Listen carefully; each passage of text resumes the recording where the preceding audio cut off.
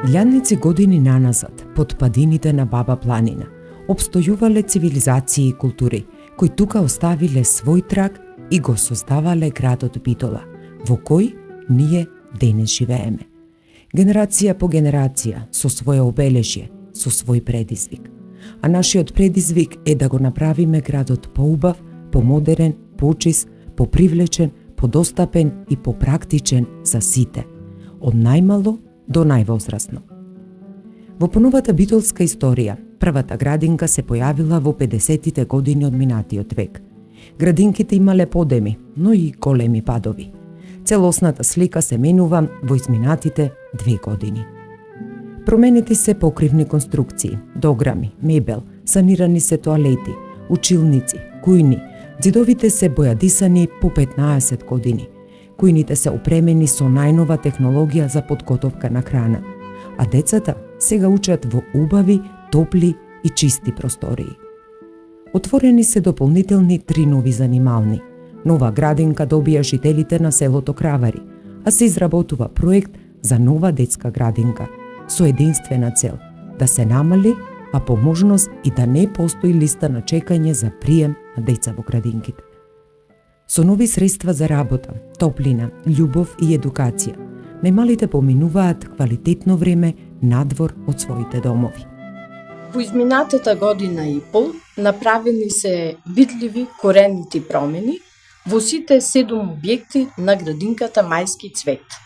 Подобрените услови не радуваат сите, а особено децата, кои со радост реагираат и извикуваат сега ни мириса на ново, убаво и чисто. Низ воспитно-образовните институции во Битола се школувале еминентни личности од нашата историја. По периодот на евидентниот пат во изминатите години, битолските образовни институции, објектите не само што беа оставени да пропаѓаат без вложување и реконструкции, туку училиштата пропаѓаа и финансиски, со блокирани сметки, неплатени долгови и неможност да се вложува во напредок на образованието. Оваа локална самоуправа, оставајќи ја зад себе популистичката политика на себе промоција, го направи речиси невозможното за помалку од 2 години. Сметките на училиштата се одблокирани, паралелно се вложува и во инфраструктурни зафати, се реновираат спортски сали, училници, објекти, санитарни чворови, а истовремено се набавуваат нови помагала и нагледни средства за квалитетна настава. Се води сметка буквално за секое образовно катче во општината.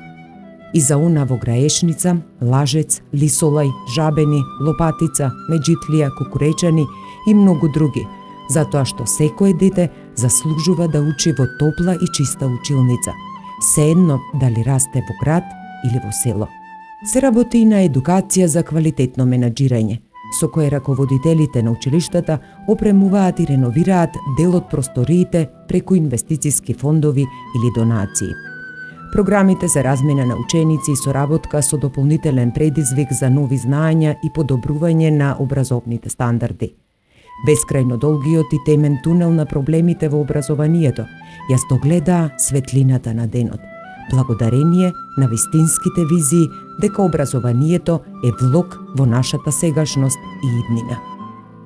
Не помалку сложен предизвик за градоначалничката Наташа Петровска и незиниот тим беше справувањето со училишниот превоз, кој одлеваше многу средства од општинската каса, завршувајќи во нечии приватни џебови, на штета на учениците и родителите.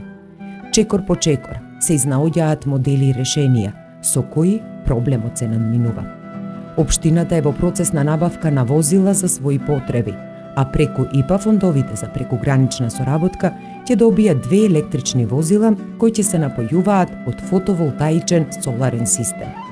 Првиот автомобил во Македонија од марката Ford модел F пристигнал во 1905 година, се разбира во Битола.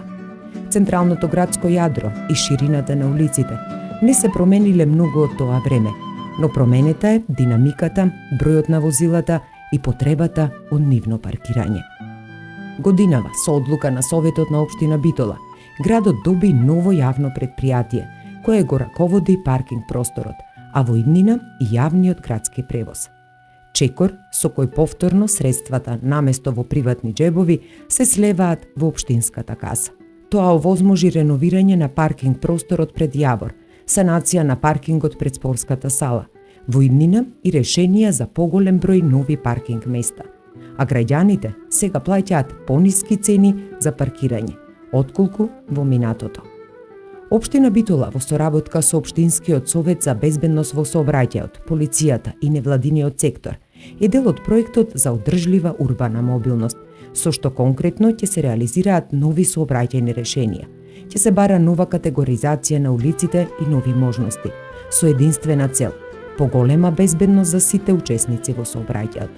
Ова се дел од мерките кои не се имплементираат само како стратешки документ, туку и како конкретни чекори со понудени решенија, а секоја мерка е точно целно насочена, добро обработена и применета. Пример за уште еден подем во Битола е полигонот за сообраќајна обука и полагање. Откако градот речиси 6,5 години беше без собствен полигон, повторно битолчани и жителите на Пелагонискиот регион имаат можност да се обучуваат и да полагаат на свој терен. Ветеното кон граѓаните од оваа локална самоуправа има целосна реализација. Ветивме, исполнивме. За само година дена, по целосно спроведена процедура, после многу години Битола конечно има полигон. Битолчани повеќе нема да имаат потреба да одат во соседните градови за да вежбаат, меѓутоа и за да полагаат. Битолчани нека ни ја новиот полигон. Прв кандидат беше многу добро, баш ме мила што нашиот град има полигон и што сум прв кандидат. Уште еден дел од градот комплетно го промени својот изглед – новата населба кај касарната. Со изградбата на 14 улици и дополнување на инфраструктурата од страна на сегашната локална самоуправа, секој инвеститор го доби она за кое претходно платил, а не било реализирано. Населбата станува урбан дел од градот и нуди можност за секој следен инвеститор да гради со веќе обезбедена инфраструктура. Во подем и со напредна динамика расте уште еден проект, наследен на стартна позиција. Северната трибина на стадионот под Тумбе кафе се гради со предвидената динамика, за која се издвојуваат големи средства од локалниот буџет.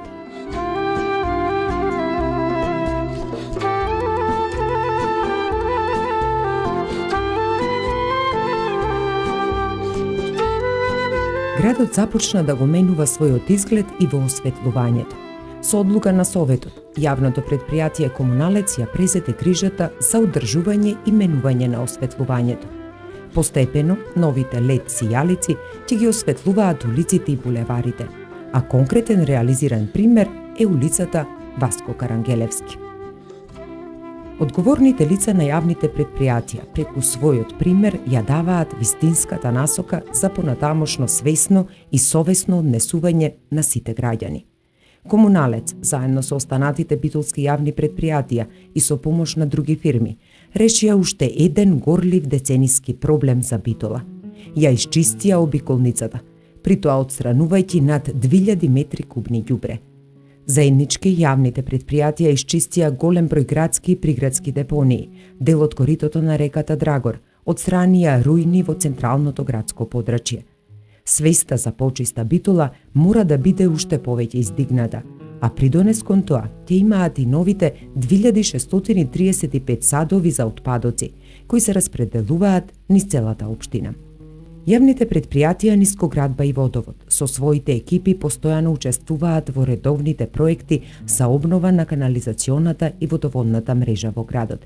Гризите од Турско полека, но сигурно стануваат минато.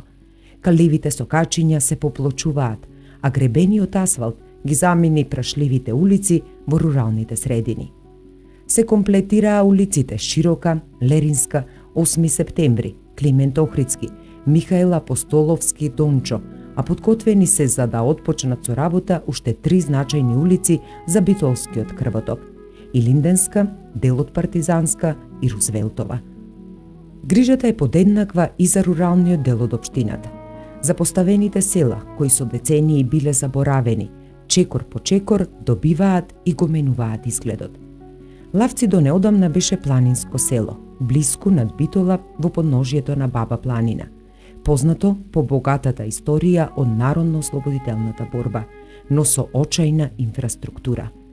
Денес, Лавци има решен долгогодишен проблем со водоснабдувањето и канализационата мрежа.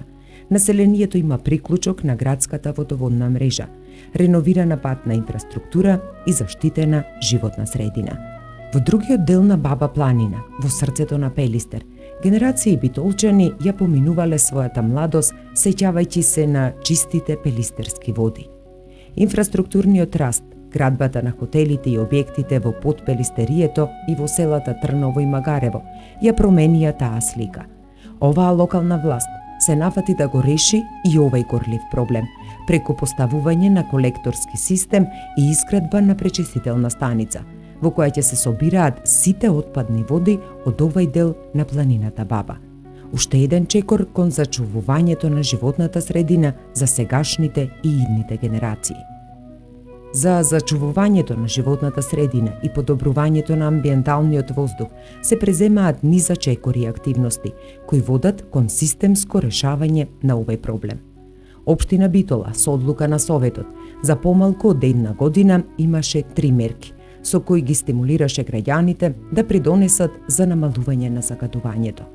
Во 2 наврати субвенционираше печки на пелети. Граѓаните имаа можност да набават велосипеди и за тоа да имаат субвенции, а неодамна општината имаше повик за субвенционирање за купување на инвертери. Дополнително 2500 семејства од Битола преку владината мерка за намалување на загадувањето во 4 најзагадени градови во земјава, годинава грејењето на дрва ќе го заменат со инвертери. Чекори кои што во голема мерка ќе дадат свој придонес кон намалување на загадувањето и заштита на животната средина на долгорочен план.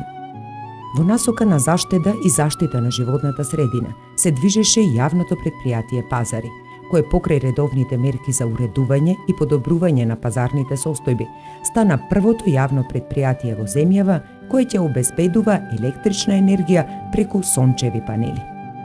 Идејниот и инфраструктурниот проект за дистрибутивната гасификациона градска мрежа во должина од 25 км треба да бидат готови до крајот на оваа година, а основниот проект на почетокот од следната година. Пристапот кон ранливите категории на граѓани е многу комплексен и нивната маргинализација мора да се надминува.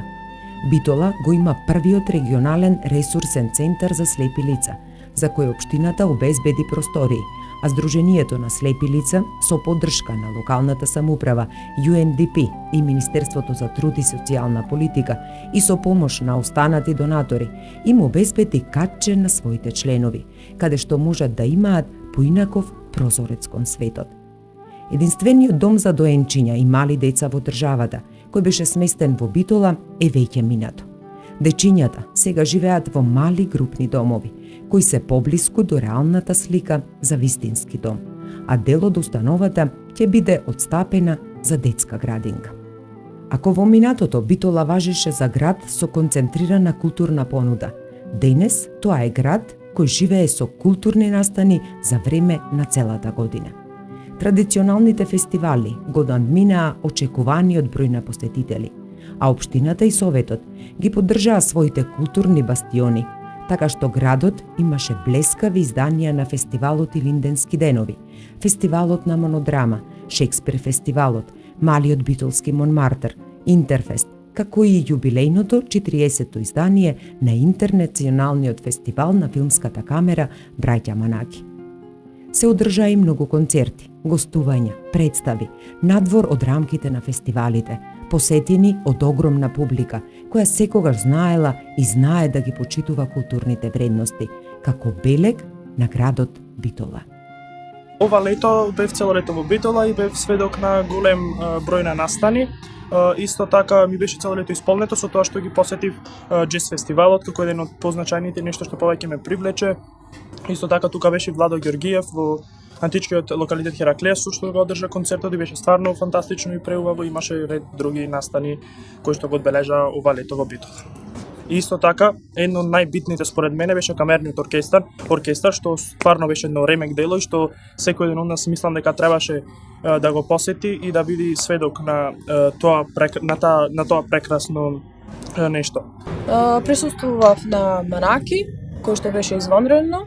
Присуствував исто така и на Белата ноќ, на концертот на Владо Григиевски.